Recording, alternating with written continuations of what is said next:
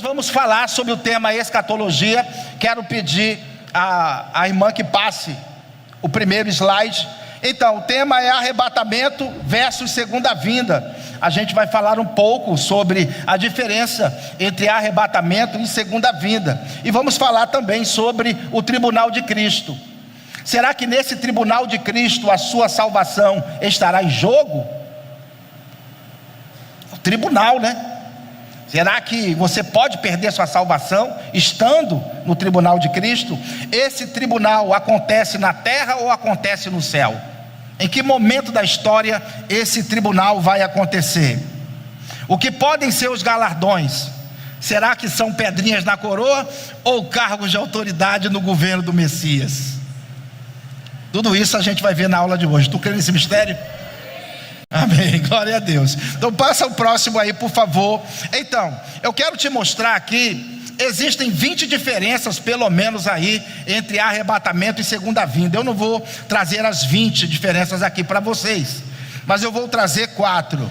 3 eu acredito que vocês já conhecem, 3 delas. Que é o que? O arrebatamento ocorre antes da tribulação, não é? O arrebatamento, o encontro com o Senhor é nos ares, não é? E é em secreto. Apenas a igreja participa, apenas a igreja vai ver o acontecimento e vai participar dele. E a segunda vinda é como? É um outro evento. Na segunda vinda, ela vai ocorrer, a segunda vinda após a tribulação. E todo olho verá, já não é em secreto. E Cristo pisa na terra para estabelecer o seu reino. Viu a diferença, essas 3? Essas 3 eu tenho certeza que, se você me acompanha há muito tempo, você já sabe de cor e salteado.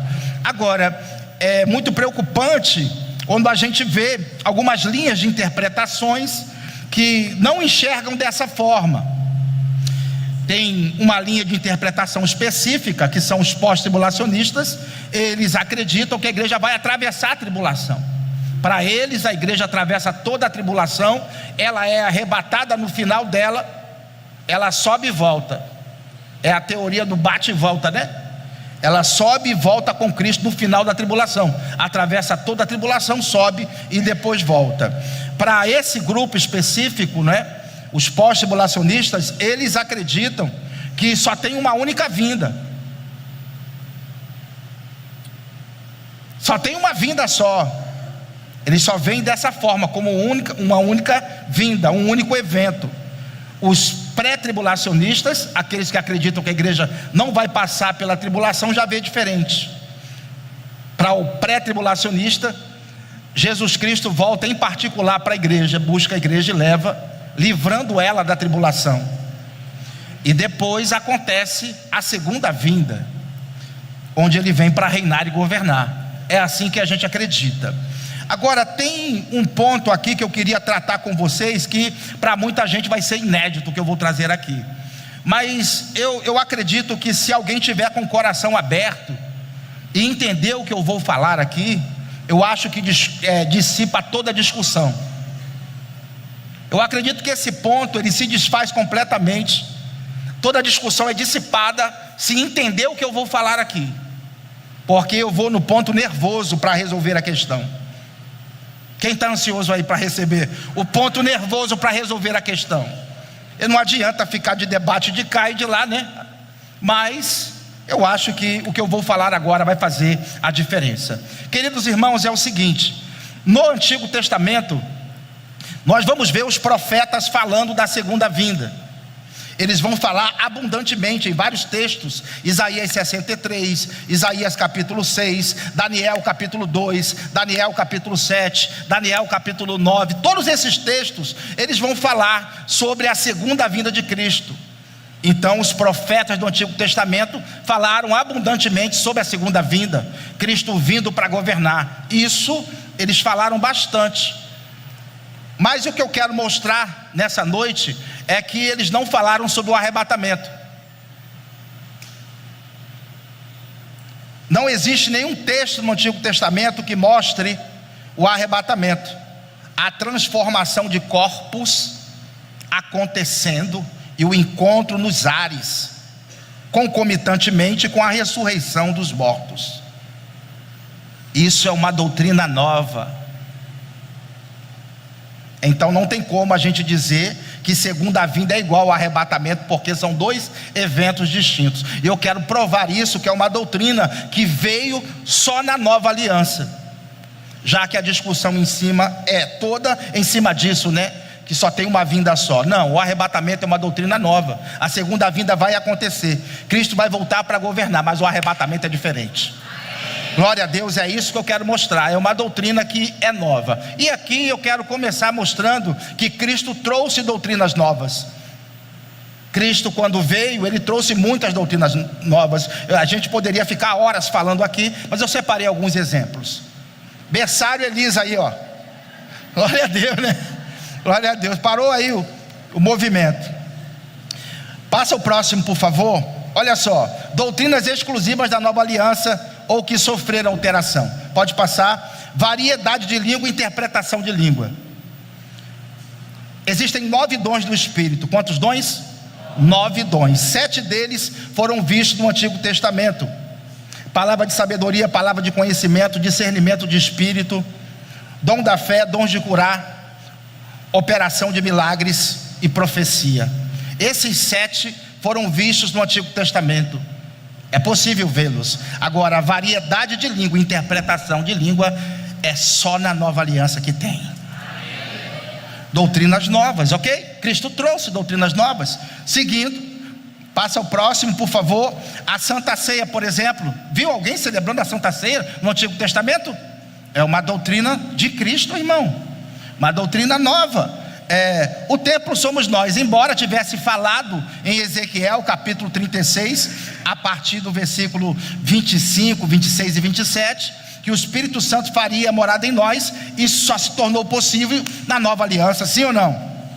Glória a Deus. E a gente vai ver aqui a imposição de mãos, que é uma doutrina do Antigo Testamento. Moisés impôs as mãos sobre os 70 e transferiu ali a autoridade para eles. Foi ou não foi? Então a imposição de mãos era usada como transmissão de autoridade. Agora, na nova aliança, a imposição de mãos é uma doutrina que pode ser usada para transmitir cura. Por isso que Cristo falou: imporão as mãos sobre os enfermos e eles ficarão o quê? Ela ganha uma nova versão, teve uma adição. Agora, a ressurreição dos mortos, por exemplo, segundo a crença do Antigo Testamento, se olhar nessa ótica, a ressurreição dos mortos, toda a ressurreição aconteceria num só dia. Mas quando a gente vai para a nova aliança, a gente vê que não é assim. Grupos ressuscitam em épocas distintas. Houve mudança ou não houve? Houve mudança. Agora, quando a gente vai para a doutrina do arrebatamento, ela é uma doutrina nova, não foi ensinada no Antigo Testamento, então ela não tem nada a ver com a segunda vinda. Arrebatamento é uma coisa e segunda vinda é outra. Não quero tocar nem nas 20 diferenças aqui. Eu quero pegar apenas esse ponto, que é um ponto central aqui, nervoso do assunto. Então é isso que eu vou provar para vocês. Quem vai ficar comigo até o final aí? Glória a Deus, não desista. Passa o próximo aí, vamos lá. Olha aqui, ó. Vamos começar assim, ó. Olha o cara como é que foi arrebatado ali. Já pensou você ali, daquele jeito ali, ó? Glória a Deus, né? Importante é subir. É ou não é? Passa o próximo aí. Então vamos lá. Olha aqui. Cristo trouxe novas doutrinas, estabeleceu mudanças em outras. O texto de Hebreus capítulo 6 vai nos apresentar 6 doutrinas básicas. Essas doutrinas são tão básicas que o autor dos Hebreus nem quis tocar no assunto. Ele disse assim: eu não vou nem tocar nesse assunto, porque isso é básico demais. Isso eu vou falar se Deus permitir. E ele chama essas 6 doutrinas de princípios elementares da doutrina de Cristo. Ele chama de doutrinas básicas. E você, que é da palavra da fé, pode perguntar a qualquer pessoa que fez teologia, bacharelado, mestrado, doutorado, quais são as 6 doutrinas básicas da Bíblia, que eles não vão saber te responder. Porque esse tipo de coisa veio através da palavra da fé. Agora, se você fizer o rema, o centro de treinamento bíblico rema, você vai ter uma disciplina inteira falando sobre essas 6 doutrinas aqui. Eles não vão saber dizer nem dissecar sobre as 6. É manto, viu, irmãos? Glória a Deus, né? Então aqui o autor aos Hebreus vai colocar 6 doutrinas, que ele chama a doutrina de Cristo: arrependimento de obras mortas, fé em Deus, ensino de batismos, imposição de mãos, ressurreição dos mortos, juízo eterno. Está aí as 6 doutrinas. Essas doutrinas foi Cristo que trouxe, são doutrinas de Cristo. Glória a Deus. E quando a gente vai ver bem, passa ao próximo, o arrebatamento também é uma doutrina de Cristo. Jesus apareceu para Paulo para trazer para ele algumas doutrinas. Muita coisa Paulo recebeu por inspiração, por revelação do Espírito, mas outras doutrinas o próprio Cristo sentou e conversou com ele. Por exemplo, o texto da ceia usado muito pelos pastores, lá em 1 Coríntios capítulo 11: eu recebi do Senhor o que também vos entreguei. Eu recebi de quem? Do Senhor o que também vos entreguei, que o Senhor Jesus, na noite que foi traído, tomou o pão, tendo dado graças, partiu e disse. Ali ele vai dizer como a ceia devia ser celebrada. Então veja que Paulo recebeu diretamente de Jesus a maneira como se deveria celebrar a ceia. Que massa, né não? E a gente vai ver a mesma coisa na doutrina do arrebatamento. Ele recebeu direto de Jesus. Vamos ver isso? Olha aqui, ó. Ora ainda vos pode voltar. Ora ainda vos declaramos por palavra de quem? Do Senhor isto o que? Ele vai dizer: nós os vivos, os que ficarmos até a vinda do Senhor, de modo algum precederemos os que dormem. Porquanto o Senhor mesmo, dado a sua palavra de ordem, ouvido a voz do arcanjo e ressoada a trombeta de quem? De Deus, descerá da onde? Dos céus, e os mortos em Cristo ressuscitarão. Olha que ele diz: os mortos em Cristo, ou seja, apenas a igreja ressuscita nesse momento. Quem teve parente que morreu no Senhor aí? Eles vão ressuscitar. Minha mãe, meu pai morreram no Senhor. Então no dia do arrebatamento eles vão estar do meu lado. Glória a Deus. Se tivermos a sorte, o próprio apóstolo Paulo vai estar com a cabeça no lugar do seu lado.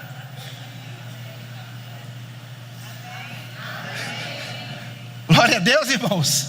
Olha só que interessante, né? Então só a igreja ressuscita nesse momento. Depois nós os vivos, transformação de corpos acontecendo.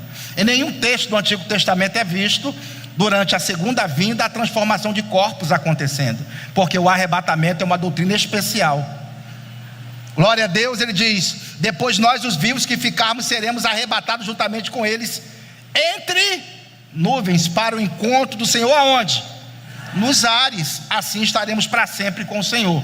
Então os profetas do Antigo Testamento falavam sobre a vinda de Cristo, Cristo vindo. Por exemplo, o texto de Daniel capítulo 2, quando o rei Nabucodonosor teve um sonho, e ele viu uma estátua imponente, cabeça de ouro, peitos e braços de prata, ventres e quadris de bronze, pernas de ferro, pés misturados, ferro com barro.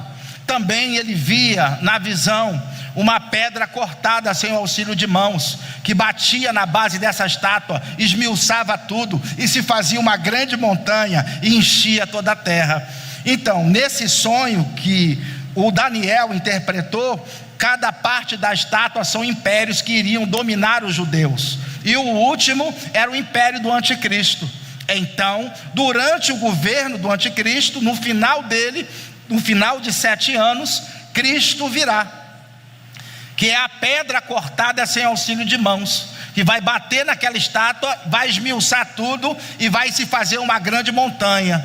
Então monte, montanha na Bíblia é governo, domínio, mostrando que Cristo iria governar, iria dominar, ok? Então em nenhum texto do Antigo Testamento você vai ver transformação de corpos acontecendo e ressurreição acontecendo durante a segunda vinda de Cristo, quando ele vem para governar, apenas no arrebatamento.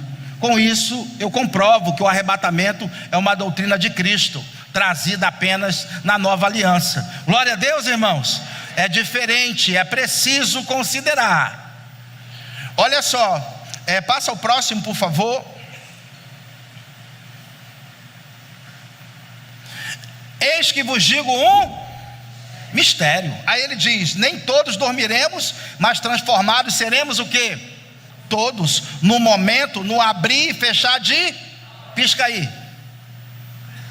Nem vi tu piscando, viu? Foi rápido. Aí ele diz: ao ressoar da última trombeta, a trombeta soará, os mortos ressuscitarão incorruptíveis e nós seremos transformados. Do que ele está falando?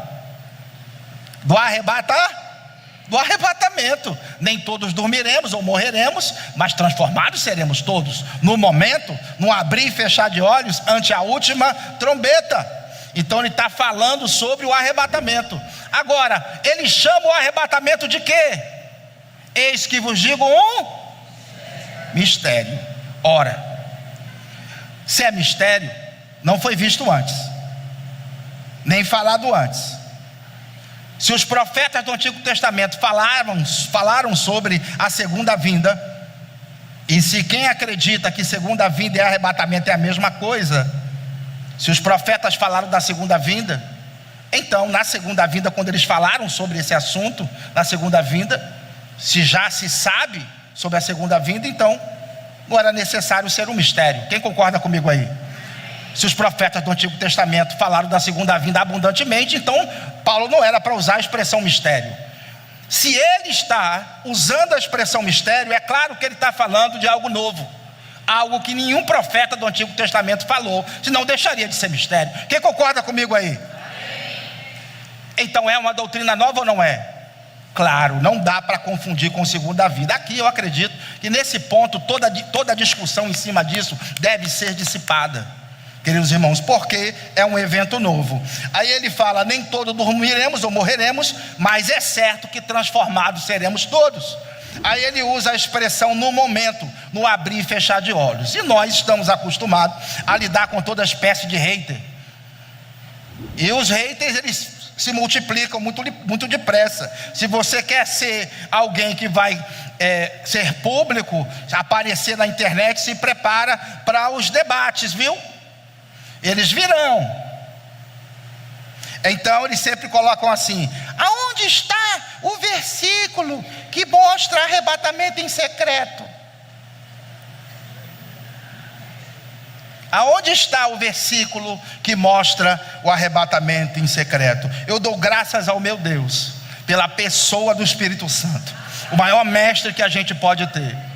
E ele me disse que tem coisa na Bíblia que é conceitual, tem coisa que o versículo não está lá, mas a ideia está lá de tal forma que ninguém pode dizer que ela não existe.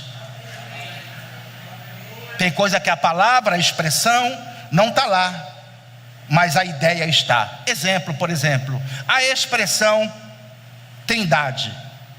A trindade, a expressão trindade não está na Bíblia, mas alguém pode dizer que a trindade não existe? Quem é doido de dizer?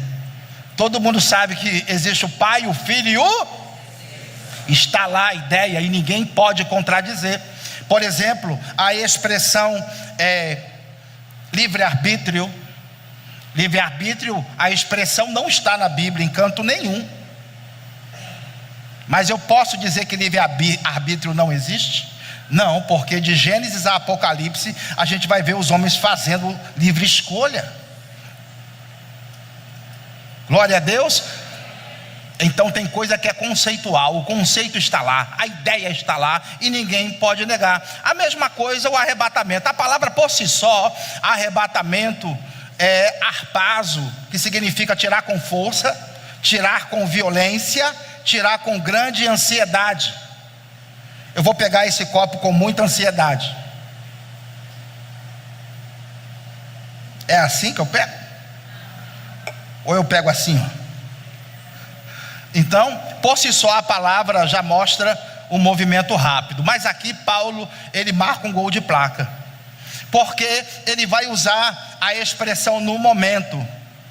E momento ali é átomos, que é a menor partícula que existe, que não pode ser dividida. Pelo menos naquela época não se podia ser dividida. Então ele pensou numa partícula do tempo para expressar agilidade. Ele falou: não tenho nada que possa dizer tão rápido, então vou botar átomos. E para completar a ideia, ele falou: vai ser assim, no abrir e fechar de olhos.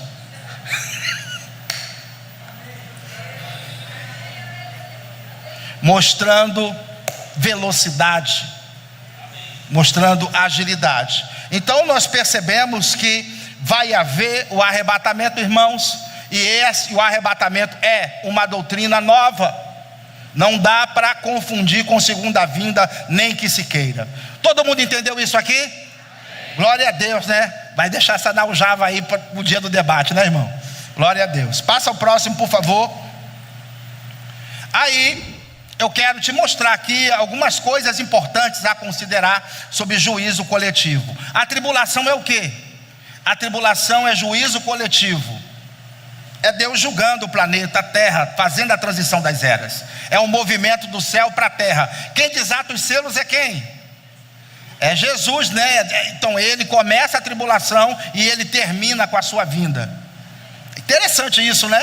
Então o movimento do céu para a terra. E todas as vezes que Deus vai executar juízo coletivo, ele tira o justo. Pastor, todas as vezes? Todas as vezes. Ou você vai punir o justo com o ímpio? Quem é louco de punir o justo com o ímpio? Vamos supor que um cara está ameaçando a sua esposa, e ele pegou ela por aqui assim, ó, e ele está com uma faca no pescoço dela, e você tem o poder de fulminar só ele. Você vai fulminar os dois? Por que não? Porque você vai aplicar justiça. Da mesma forma, a gente vê que todas as vezes que Deus vai enviar o juízo coletivo, ele sempre tira o justo. Vamos ver isso aqui. Gênesis 6, do 7 ao 8. Disse o Senhor: farei desaparecer da face da terra o homem que criei, o homem e o animal, os répteis, as aves dos céus, porque me arrependo de os haver feito. Porém Noé achou o quê? Graça diante do Senhor. Eis a história de Noé. Noé era homem ímpio. Ele era o quê? Justo e íntegro entre os seus contemporâneos. Noé andava com Deus. Então, primeira coisa que a gente observa é que Deus, ele diz o que vai fazer e mostra como vai ser o livramento. Olha só, ele diz como vai fazer, avisa o justo e diz assim: vou mostrar para você como vai ser o livramento. No caso de Noé, falou: aparelhe uma arca para entrar você e sua família nela. Além de livrar, antecipa. Não é assim? Com arrebatamento a mesma coisa. Eu vou livrar por meio de arrebatamento. Já antecipou. Quem já está sabendo disso aí? Glória a Deus. Então, juízo coletivo, ele tem que tirar o justo, para não punir os dois. Vamos ver aqui, passa o próximo, por favor, a conversa agora de Abraão sobre Ló, porque Sodoma e Gomorra ia ser destruída, subvertida, e Ló, sobrinho de Abraão, estava lá. Então tem uma conversa muito interessante que Deus tem com Abraão: longe de ti o fazeres tal coisa, matares o justo com o ímpio, como se o justo fosse igual ao ímpio. Ele diz: longe de ti não faria justiça o juiz de toda a terra? Veja que o Abraão não conhecia o caráter de Deus. Conhecia ou não conhecia? Ele não tinha nem igreja para congregar, não tinha a Bíblia em várias versões. Ele conhecia mais a Deus do que os camaradas de hoje, não? Que está acreditando que o justo vai ser condenado junto com o ímpio. De maneira nenhuma. A base do trono de Deus é justiça e verdade. Só por isso aqui já se deveria esquecer a questão. Vamos ver como foi o livramento então. Foi o Braddock lá e o Rambo para tirar o pessoal lá de Sodoma. Passa o próximo aí. Estou brincando, os anjos, né? Quem assistiu o Braddock aí, na década de 80? Glória a Deus. Entregou a idade aí, né, irmão? Braddock é forte, né, irmão? Glória a Deus. Então, eles foram lá para tirar eles de Sodoma e Gomorra. Se demoraram a sair, os anjos pegaram pela mão e tiraram. Aí na saída, olha só o que acontece: eis uma cidade perto para a qual eu posso fugir, e é pequena, permite que eu fuja para lá? Porventura não é pequena? E nela viverá a minha alma. Disse-lhe o anjo falando: quanto a isso, estou de acordo, para não subverter a cidade que acabas de falar. Apressa-te e refugia-te nela, pois nada, diga nada, nada posso fazer enquanto não tiveres chegado lá. Glória a Deus. quer dizer, enquanto eles não tivessem segurança, nenhuma destruição aconteceria. Isso é um padrão, queridos, estabelecido, que para quebrar isso, você vai ter que dissipar toda a teologia. Isso é um crime. Você não entender que Deus, antes de executar juízo coletivo, Ele é obrigado a tirar o justo. É obrigado sim, porque a base do seu trono é justiça e verdade. E Deus não pode pecar, o universo desabaria. Não é tão simples, simplesmente soltar. É preciso estudar, não é? Então uma cidade inteira foi poupada porque o justo entrou nela. Glória a Deus, né? Passa o próximo, por favor. Aí, muita gente pode pensar assim: não, pastor, de lá para cá Deus mudou. Aí vai quebrar outro atributo divino, que é a imutabilidade, né? Que Deus não muda. Então, de Adão até Abraão é 2000 anos, né? De Abraão até Jesus, 2000 anos. Eu quero te mostrar que de Abraão até Jesus, Deus não mudou. 2 de Pedro 2,5. Pedro vai repetir aqui os dois acontecimentos que citei. Fresco, bem fresco, e vai acrescentar algo interessante. Ele diz: e não poupou o mundo antigo, mas preservou a quem? A Noé, que era o quê? Pregador da justiça, e mais 7 pessoas, quando fez vir o dilúvio sobre o mundo dos ímpios, e reduzindo as cinzas da cidade de Sodoma e Gomorra, ordenou-as à ruína completa, tendo-as posto como exemplo, e quantos venham a viver impiamente. E livrou quem? O ímpio Ló, o justo Ló, afligido pelo procedimento libertino daqueles insubordinados. Porque este justo, pelo que via e ouvia quando habitava entre eles, atormentava a sua alma justa cada dia, por causa das obras iníquas daqueles. Aí eu botei grande em negrito: é porque o Senhor não sabe livrar da aprovação os piedosos. Está assim? Deus não sabe não, é? Porque o Senhor sabe livrar da aprovação os piedosos e reservar quem? Sob castigos injustos para o dia do... Deus sabe ou não sabe? E já anunciou: eu vou fazer isso por meio de arrebatamento. Crendo ou não crendo nisso, você vai ser arrebatado, porque a condição para ser arrebatado é estar em Cristo, é ter recebido Ele como Senhor e Salvador. Mesmo que o entendimento não esteja todo aí, ou esteja com o entendimento errado, vai ser arrebatado. E você vai dizer assim: eu não falei? Glória a Deus, né? Passa o próximo aí. Glória a Deus.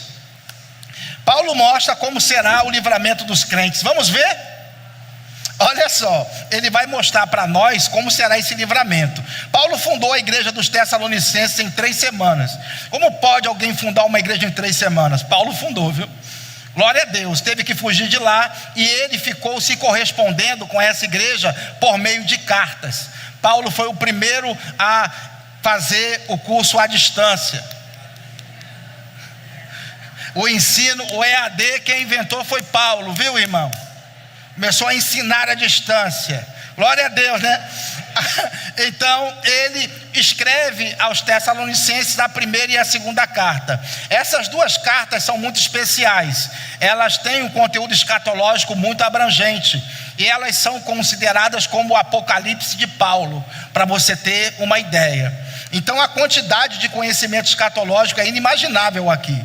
E aqui, logo no capítulo 1, ele vai mostrar como vai ser esse livramento.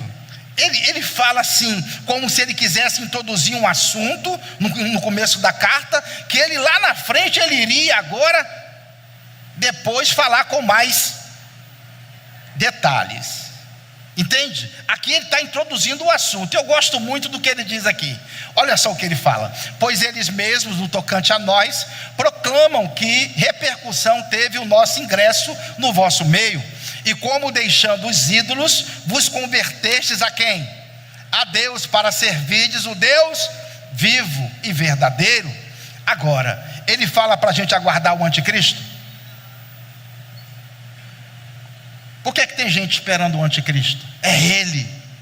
Tem fetiche no anticristo, né?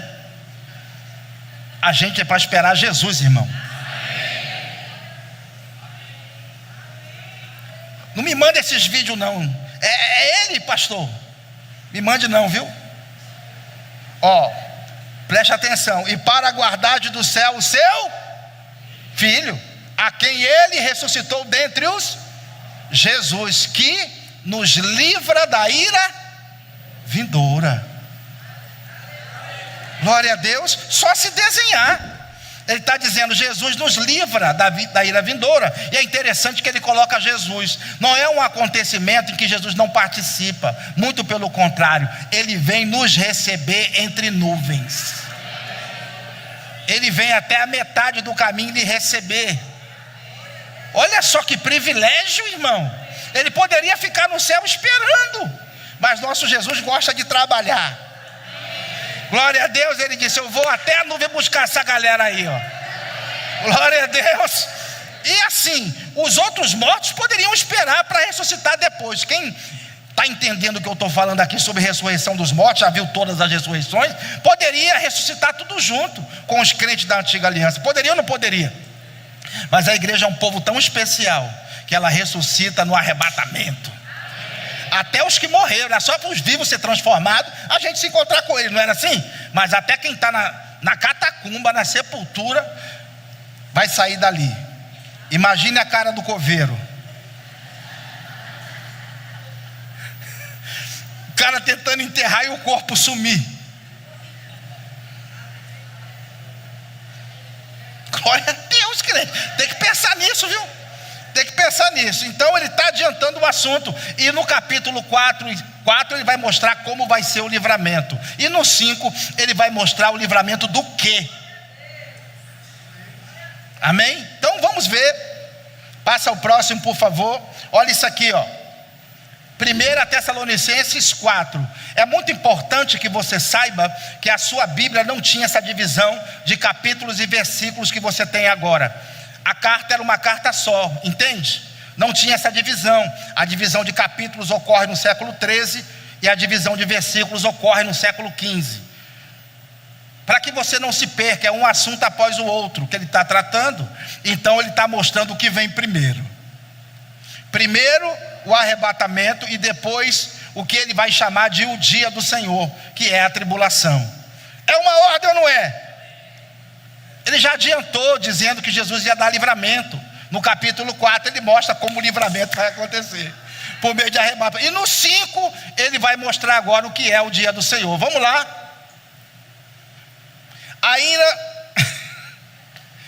Ainda vos declaramos por palavra do Senhor, isto, nós os vivos, os que ficarmos até a vinda do nosso Senhor, de modo algum nós precederemos os que...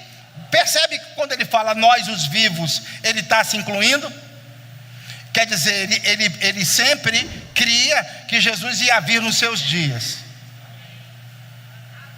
Isso me mostra que Paulo não sabia o dia exato, porque aqui ele cria que ia vir nos seus dias. Então, o pessoal que gosta de fazer cálculo, de tentar adivinhar, nem Paulo, que recebeu a doutrina toda do arrebatamento, não disse. Para ele ia vir nos seus dias. O mais importante é a gente estar preparado. Glória a Deus, isso é o mais importante. Aí ele diz aqui, porquanto o Senhor mesmo, dada a sua palavra de ordem, ouvida a voz do arcanjo e ressoada a trombeta de Deus, descerá dos céus, e os mortos em Cristo ressuscitarão primeiro, depois nós. Está vendo os termos? Nós, os vivos. Aqui ele usa nós. Preste atenção no nós, viu? Os que ficarmos, nós seremos arrebatados juntamente com eles, entre nuvens, para o encontro do Senhor aonde? Nos ares. E assim, nós estaremos para sempre com quem? Com o Senhor. Preste atenção no nós. Quando é a igreja, ele fala nós. Quando é o arrebatamento, ele fala nós vamos subir, nós seremos arrebatados. Agora, vamos ver agora sobre o dia do Senhor, que não é um dia específico, mas é um período de tempo, e é um período de tempo, é o contexto que vai definir. Nesse caso, tecnicamente, nesse texto aqui, o dia do Senhor se refere ao período da tribulação, ok? Tudo bem? Então o dia do Senhor você pode aí interpretar como tribulação. Vamos lá? Continuação do texto. Pode passar, por favor, ali. Irmãos, relativamente aos tempos e às épocas, não há necessidade de que eu vos escreva, pois vós mesmos estáis inteirados com precisão de que o dia do Senhor vem como ladrão de noite. Quando nós andarmos dizendo paz e segurança, está assim? Por que ele botou eles? No arrebatamento ele fala nós, e quando chega no dia do Senhor a tribulação, ele fala a eles. Se a gente fosse atravessar a tribulação, Paulo colocava nós também. Ele faz a distinção. E outra, fica bem claro, viu? Isso aqui é só interpretação de texto, é só gramática. Ele diz: quando eles andarem dizendo paz e segurança, então eis que nos sobrevirá a repentina destruição. Leis, olha o leis ali, ó. Leis leis sobrevirá a repentina destruição, como vem as dores de parto a que está para dar à luz, e de nenhum modo nós escaparemos, eles escaparão. Estamos fora disso ali? Diga graças a Deus, né? Olha a ordem: arrebatamento primeiro, depois o dia do Senhor. Então não tem dia do Senhor se o arrebatamento não acontecer primeiro. Primeiro a gente sai, depois o mundo se desembesta. Glória a Deus. Glória a Deus. Aí ele vai agora se dirigir à igreja. Ele fala assim: mas vós, irmãos, não estáis em trevas, para que esse dia como ladrão vos apanhe de surpresa, porquanto vós todos sois filhos da luz e filhos do dia. Nós não somos da noite e nem das trevas. Há uma diferença entre quem serve e quem não serve a Deus. Ele diz: assim pois não durmamos como os demais, pelo contrário, vigiemos e sejamos sóbrios. Ora, os que dormem, dormem de noite, e os que se embriagam, é de noite que se embriagam. Nós, porém, que somos do dia, quem é do dia aí? Sejamos sóbrios, revestidos da couraça da fé e do amor, tomando por capacete a esperança porque Deus não...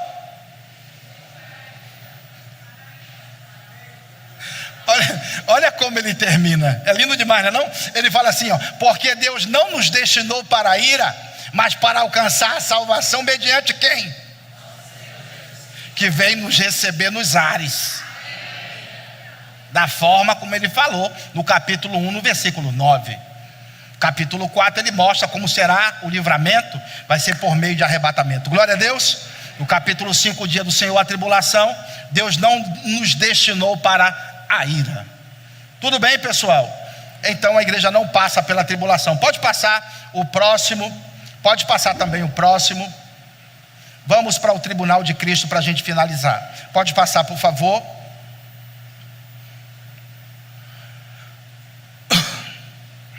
Pronto. Vamos falar sobre o tribunal de Cristo bem rapidinho, né? Então, onde vai ocorrer esse tribunal? Na terra ou no céu? Pode passar? Nesse tribunal, nossa salvação estará em jogo? Será? Pode passar. O que podem ser os galardões? Vamos ver? Pode passar o próximo, por favor. Olha aqui. Quem não crê já está o quê? Condenado. É importante entender, irmãos, o seguinte: porque Deus amou o mundo de tal maneira que deu o seu Filho unigênito, para que todo aquele que nele crê não pereça, mas que tenha a vida. Porque Deus enviou o seu Filho ao mundo, não para que julgasse o mundo, mas para que o mundo fosse salvo por quem? Quem nele crê não é quem crê em Jesus. Porque quem nele crê não é condenado, porque quem nele crê já entregou sua vida a ele. Porque o crer aqui não é o crer só na mente, não. Eu creio em Deus e não toma atitude de arrependimento nenhuma, não. O crer aqui é o entregar-se sem reservas. Você está entendendo? Que entregou a vida a Cristo. Se você entregou a sua vida a Cristo verdadeiramente, você não é condenado, porque Cristo já pagou o preço por você. E ninguém pode pagar a mesma dívida duas vezes. Uma vez que você o aceitou, a sua dívida está paga, porque Cristo já pagou o preço por você. Aí ele completa: o que não crê já está condenado. Tem uma chance de pular de lado, de sair da condenação para uma situação de salvação, e é só por meio de Jesus. Ele é o caminho, a verdade e a vida. Ok? Então, quem nele crê não é condenado. Então, eu acredito que nesse tribunal a nossa salvação não estará em jogo. Até porque, onde e quando vai acontecer? Esse tribunal, ele vai acontecer no céu. O tribunal de Cristo acontece no céu e é logo após o arrebatamento. Significa que a gente é tirado da terra, ficamos 7 anos com Jesus, a tribulação vai estar rolando na terra, ok? E a gente volta com ele no final da tribulação. Depois você leia Apocalipse 19, versículos 6 e 7, e do versículo 14 até o versículo 15, ok? Você vai ver a igreja voltando com Jesus. Tudo bem, pessoal? Mas aqui a gente percebe então que esse tribunal vai acontecer no céu. É nesse momento que o tribunal de Cristo acontece. E eu quero ler aqui uma palavra para você. Pode passar, por favor. Olha aqui, 2 Coríntios 5:10. Porque importa que todos nós compareçamos perante o tribunal de... Não, é o tribunal, pastor. O tribunal, para quem é inocente, é uma coisa boa. É ou não é? É uma coisa boa. Aí ele diz: para que cada um receba segundo o bem ou mal que tiver feito, por meio do corpo. Essa palavra tribunal é a palavra bema, que significa lugar de galardão ou plataforma elevada. É uma palavra tirada do meio olímpico, onde ali havia os Jogos Olímpicos, né? E após os Jogos, quem venceu as provas ganhavam ali isenção de impostos, ganhavam lugar de destaque para assistir os jogos, eram recompensados com propriedades. Era a hora de receber o galardão. É mais ou menos isso aqui. Pode passar o próximo. Você conhece como pódio. Glória a Deus. É a hora de ser premiado. Quem quer a boa notícia aí? A boa notícia é que se você está no bema, no tribunal de Cristo, você está salvo. Porque senão tu tinha ficado para a tribulação, né? Não, crente? Glória a Deus. Nossa, pastor, que alívio. É verdade. Se você está no tribunal de foi arrebatado, está no tribunal de Cristo, já está salvo. Não, pastor, eu quero que o senhor me mostre o versículo. Eu vou mostrar, crente. Vou mostrar. Passa aí o próximo, por favor. Olha aqui, ó. 1 Coríntios 3:11. Porque ninguém pode lançar outro fundamento além do que foi posto, o qual é quem? Contudo, se o que alguém edifica sobre o fundamento é ouro, prata, pedras preciosas, madeira, feno ou palha, manifesta se tornará a obra de cada um, pois o dia a demonstrará, porque está sendo revelada pelo fogo, e qual seja a obra de cada um, o próprio fogo aprovará. Se permanecer a obra de alguém que sobre o fundamento edificou, esse receberá o quê? Galardão. E se a obra de alguém se queimar, sofrerá ele dano, mas o tal será o quê? O tal será o quê? Ainda bem que Paulo botou o tal será salvo, para tirar a dúvida da sua cabeça. Veja, se não vai receber galardão, mas o tal será salvo. Graças a Deus, né, irmão? Aí ele vai completar: todavia, como que através do fogo. Escapei por pouco, mas escapei, né? Glória a Deus, né, crente? Mas o tal será salvo. Então, a sua salvação nesse tribunal não estará em jogo. Amém, queridos? Glória a Deus. Passa ao próximo, por favor. O que podem ser os galardões? Será que são pedrinhas na coroa? Uma vez eu saí da vigília lá de Xerém, né? Lá no Rio, uma vigília que pegava fogo lá. Saí da vigília com as irmãs, daqui a pouco tinha um varão chegando, né? A irmã olhou para ele e falou: "Ê, varão! Jesus viu o irmão evangelizando hoje, entregando folheto. O irmão ganhou mais uma pedrinha na coroa." Será que são pedrinhas na coroa? Vamos ver os galardões, o que pode ser. Ouvindo eles essas coisas, Jesus propôs uma parábola, visto estar perto de Jerusalém, e lhes parecer que o reino de Deus havia de manifestar-se imediatamente. Então disse: certo homem nobre partiu para uma terra distante, com o fim de tomar posse de um reino e voltar.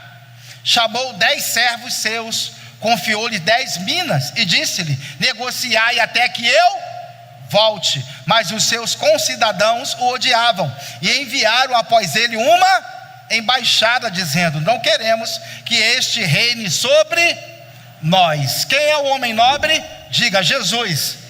Quem recebeu as minas para multiplicar? Diga: a igreja. A igreja. E quem são aqueles que disseram assim: não queremos que você reine sobre nós? Diga: os judeus. E disseram para ele assim: não, a gente não quer você não. Ainda bem que a gente recebeu, né?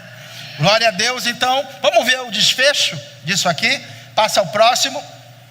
Olha aqui: quando ele voltou, depois de haver tomado posse do reino, mandou chamar os servos a quem dera o dinheiro, a fim de saber que negócio cada um teria conseguido. Compareceu o primeiro e disse: Senhor, a tua mina rendeu quanto? 10. Respondeu-lhe o Senhor: muito bem, servo bom, porque foste fiel no pouco, terás o quê? Sobre 10. Será que o nosso galardão tem a ver com autoridade sobre as cidades? Cargos de autoridade? Vamos continuar. Veio o segundo dizendo: Senhor, a tua mina rendeu 5. A este disse: terás autoridade sobre 5 cidades. Será que o nosso galardão tem a ver com o trabalho no governo do Messias, já que ele vai voltar para reinar por 1000 anos? 1000 anos é bastante tempo, é ou não é? Vamos continuar. Passa o próximo, por favor. Agora veio então outro dizendo: eis aqui, Senhor, a tua mina, que eu guardei embrulhada num lenço, pois tive medo de ti, que és homem rigoroso, tiras o que não puseste, ceifas o que não semeaste. Respondeu-lhe: servo mau, por tua própria boca te condenarei. Sabias que eu sou homem rigoroso, que tiro o que não pus e ceifo o que não semeei? Por que não puseste meu dinheiro no banco, e então na minha vinda o receberia com juros? E disse aos que o assistiam: tirai-lhe a mina e dai ao que tem 10. Eles ponderaram: Senhor, ele já tem 10. Pois eu vos declaro, todo o que tem dá-se-lhe-á, mas o que não tem, o que tem lhe será tirado. Quanto, porém, esses meus inimigos, que não quiseram que eu reinasse sobre eles, trazei-os aqui, executai-os na minha presença. Eu quero que você agora pense comigo no texto que a gente leu em 1 Coríntios 3, quando foi dito que aquele que não conseguiu fazer as obras foram provadas pelo fogo. Lá diz que ele sofreria prejuízo, deixaria de ganhar, mas lá diz que o tal será salvo. Lembra? A mesma coisa aqui. O cara que não multiplicou, ele não aconteceu nada com ele, a mina foi tirada, sofreu prejuízo e foi dado ao que tinha 10, mas ele mesmo não foi condenado. Quem prestou atenção nisso aí? Agora aqui a gente vê: quanto aos meus inimigos que não quiseram que eu reinasse sobre eles, trazei-os e matai-os diante de mim. Então o desfecho é o mesmo, mostrando para nós que quem estiver sendo julgado por Cristo, estiver em Cristo, está salvo. Glória a Deus. E quanto aos galardões, eu acredito que sejam cargos de autoridade no governo do Messias, porque eu tenho mais outro texto para comprovar isso. Quem quer receber aí? Passa o próximo, por favor. Olha aqui, ó, esse texto aqui, Apocalipse 2:26. Ao vencedor que guardar até o fim as minhas obras, eu lhe darei autoridade sobre as... Glória a Deus. Possa ser que você seja o prefeito de Parnamirim, ou o governador do Rio Grande do Norte, não sei, mas que a gente vai trabalhar, vai. Glória a Deus. Então só podemos dizer, passa o próximo: Maranata, ora vem Senhor Jesus. Glória a Deus, irmãos. Glória a Deus. Então você teve aqui uma aula demonstrativa do Rema, uma pequena amostra daquilo que você pode aprender. Quantos aprenderam bastante nessa noite aí? Glória a Deus. É um assunto complexo, vocês não estão acostumados, mas no Rema você vai receber são 7 dias de aula de 2 horas aproximadamente, e você vai poder estudar, irmãos, abrir os textos ali, e você vai receber muito. Então vale muito a pena o investimento. O melhor investimento que você pode fazer é no seu espírito, porque Deus, quando quis investir, Ele enviou o que Ele tinha de melhor, o seu Filho Jesus. Falou: o que eu tenho de melhor aqui? Eu vou plantar Jesus. E Ele investiu Jesus, o que Ele tinha de melhor, para resgatar o seu espírito que estava morto. Ele investiu no seu espírito, entende? Glória a Deus. O investimento é tão bom que Ele fez, e tão grandioso, que além de fazer você nascer de novo e colocar o espírito dele dentro de você, aleluia, está Cristo à destra de Deus para garantir que tudo aquilo que foi prometido a você seja cumprido.